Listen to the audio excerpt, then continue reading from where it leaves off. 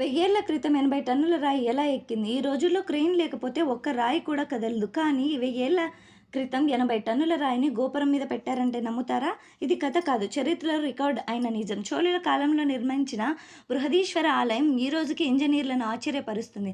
ఆలయ శిఖరంపై ఉన్న ఒకే ఒక్క రాయి బరువు దాదాపు 80 టన్నులు. అప్పుడు క్రెయిన్ లేదు, ఇంజిన్ లేదు, మెషిన్ అనే మాటే లేదు. అయినా ఎలా సాధ్యమైంది? చరిత్ర చెబుతున్న సమాధానం. ఆలయం నుంచి దాదాపు 6 కిలోమీటర్ల పొడవైన మట్టి ర్యాంప్ నిర్మించారు. ఆ ర్యాంప్ మీద దుంగలు, తాళ్ళు, ఏనుగులు, వందలాది మంది కార్మికులు కలిసి ఆ భారీ రాయిను నెమ్మదిగా పైకి లాగారు. ఇది రోజుల్లో కాదు, నెలల్లో పూర్తయిన పని. అందుకే చరిత్రకారులు అంటారు, బృహదీశ్వర ఆలయం ఒక గుడి కాదు, అది భారతదేశపు ప్రాచీన ఇంజనీరింగ్ మాస్టర్ పీస్ అని. మీకు ఇష్టమైన హిస్టారికల్ స్టోరీ అంటూ కామెంట్ చేయండి. And thank you for watching.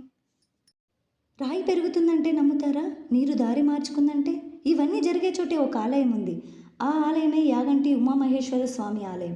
మొదట ఈ ప్రాంతం అంతా పెద్ద పెద్ద రాళ్ళు, గుహలతోనే ఉండేదట. నీరు అంటే అసలే లేదు. కానీ ఋషులు మాత్రం ఇక్కడే శివుణ్ణి పూజిస్తామన్నారు. నీరు లేకుండా పూజ ఎలా అని ఎవరనుకున్నా వాళ్ళు మాత్రం తపస్సు ఆపలేదు. ఆ తపస్సుకు శివుడు కరిగిపోయాడట. అప్పుడే దూరంలోని పుష్కరి నుంచి నీరు భూమి లోపలగా ప్రయాణించి యాగంటి గుహలోకి వచ్చిందట. అందుకే ఇప్పటికీ ఆ నీరు ఎండిపోలేదు. ఇంకో వింత ఏంటంటే, ఇక్కడున్న నంది సంవత్సరాలుగా నెమ్మదిగా పెరుగుతూనే ఉన్నాడట. అందుకే మొదట చెప్పిన మాట నిజమైంది. శివుడు ఉన్న చోట రాయి మారుతుంది, నీరు దారి మార్చుకుంటుంది.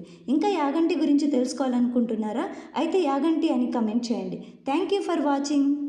రాముడు ప్రార్థించిన చోట నీటికే పవిత్రత వస్తుందంటారు. ఇది నమ్మకమా లేక నిజమా? శ్రీరాముడు లంకపై యుద్ధానికి వెళ్లే ముందు తన స్వహస్తాలతో శివలింగాన్ని ప్రతిష్ఠించి పూజించాడట. ఆ పూజతో ఈ ప్రదేశమంతా పుణ్యక్షేత్రంగా మారింది. అదే రామేశ్వర ఆలయం. అందుకే చుట్టూ సముద్రమున్న ఈ ఆలయ తీర్థాల్లోని నీరు మాత్రం తీయగానే ఉంటుందట. ఇది భక్తులు చెప్పే మాట. కానీ సైన్స్ కూడా ఒక మాట చెబుతుంది. ఈ ప్రాంతమంతా భూగర్భ శిలలు, ఇసుక పొరలతో నిండి ఉండటం వల్ల వర్షపు నీరు సహజ సిద్ధంగా ఫిల్టర్ అవుతుందని, అందుకే ఉప్పు నీటిలో కలవదని సైన్స్ చెబుతుంది. రాముడు ప్రార్థించిన చోటు నీరు పవిత్రమైందని భక్తులు అంటుంటే, అదే విషయాన్ని శాస్త్రం కూడా తన పద్ధతిలో నిరూపిస్తుంది.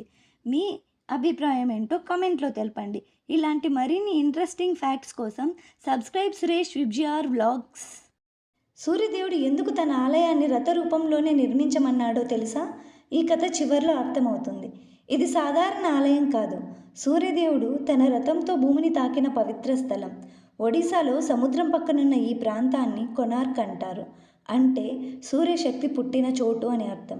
పురాణ కథ ప్రకారం సూర్యదేవుని కుమారుడు శాంబుడు తన వ్యాధి నివారణ కోసం ఇక్కడ ఘోర తపస్సు చేశాడట.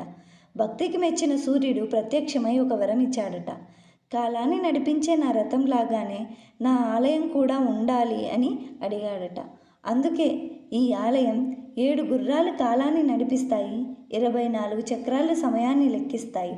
అందుకే సూర్యోదయం వేళ ఈ ఆలయాన్ని చూస్తే దేవుడు తన రథంతో ఇప్పటికీ వస్తున్నట్టే అనిపిస్తుంది. Thank you for watching and subscribe Suresh VIBGYOR blogs. Vishnu పూజలో తులసి తప్పనిసరి. ఎందుకు? విష్ణువు లోకాన్ని కాపాడే దేవుడు. ఆయన పూజలో శుద్ధి చాలా ముఖ్యం.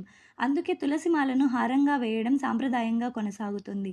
తులసి ఒక సాధారణ మొక్క కాదు. దానిలో యాంటీ బ్యాక్టీరియల్, యాంటీ ఫంగల్ శక్తి ఉంటుంది. అందుకే తులసి దళాల్లో పురుగులు, కీటకాలు ఉండవు. ఇతర పువ్వుల్లో మాత్రం ఇవి ఉంటాయి. తులసి మాల శరీరాన్ని తాకినప్పుడు సూక్ష్మజీవులు దగ్గరికి రావు. అలాగే తులసి మాల విగ్రహానికి వేసినప్పుడు విగ్రహానికి ఎలాంటి డ్యామేజ్ కాకుండా సురక్షితంగా ఉంటుంది. అందుకే విష్ణు మరియు ఆయన అన్ని అవతారాలలోనూ తులసి దళాలనే హారంగా వేయడం సాంప్రదాయంగా కొనసాగుతుంది. ఇది భక్తి మాత్రమే కాదు, ప్రకృతి ఇచ్చిన వరం. Thank you for watching. ఇంకా ఒక మార్వెల్ చెప్తాను నేను. బృహదీశ్వర ఆలయం పేరున్నారా? అంటే నేను రీసెర్చ్ లో బృహదీశ్వర ఆలయం, దాంట్లో ఉన్న గొప్పతనం ఏంటంటే అది దాదాపు 1200 టన్నుల రాయి. ఆ రాయిని గోపురం మీదకి ఎక్కించారు, గర్భగుడి పైకి ఎక్కించారు. అంత ఎత్తుకు ఎట్లా ఎక్కించారు అనేది ఒక పెద్ద రీసెర్చ్. ఏది నువ్వు కైలాష్ టెంపుల్ చెక్కడానికి 65 సంవత్సరాలు పట్టింది. అండ్ నీకు దాంట్లో ఉన్న గొప్పతనం ఏమిటంటే అసలు that is engineering Marvel. It's engineering Marvel. నువ్వు ఆ టెంపుల్ని కానీ చూస్తే నమ్మలేవు. వాళ్ళు పెద్ద కొండని, అది బండ అనుకో, పెద్ద బండ, దాన్ని మొత్తం టెంపుల్ ఎట్లుండాలో మొత్తం ముందే డిసైడ్ చేసుకొని ఉండాలి. అసలు డిజైన్ చేసుకొని ఏ స్తంభం ఎక్కడ ఉండాలా, ఏ ద్వారం ఎక్కడ ఉండాలా, ఎంత ఎంత డిస్టెన్స్ ఉండాలా, దీని షేప్ ఎట్లా ఉండాలా అనేది పై నుంచి కింద దాకా చెప్పుకుంటా వచ్చారు అంటే కొన్ని వేల టన్నుల గ్రావెల్ని బయటకు తీశారు దాన్ని చెక్కుతూ. ఊసం వస్తాయి నాకైతే. మరి అదొకటే కాదు, దానికి ఇంకా దాన్ని ధ్వంసం చేయడానికి ఔరంగజేబు 6 నెలలు 1200 మంది పని వాళ్ళని పెడితే 10% దాన్ని డెస్ట్రాయ్ చేయగలిగారు. అసలు అటువంటి వాటిని డెస్ట్రాయ్ చేయాలని అనుకోవాలడం అది ఎంత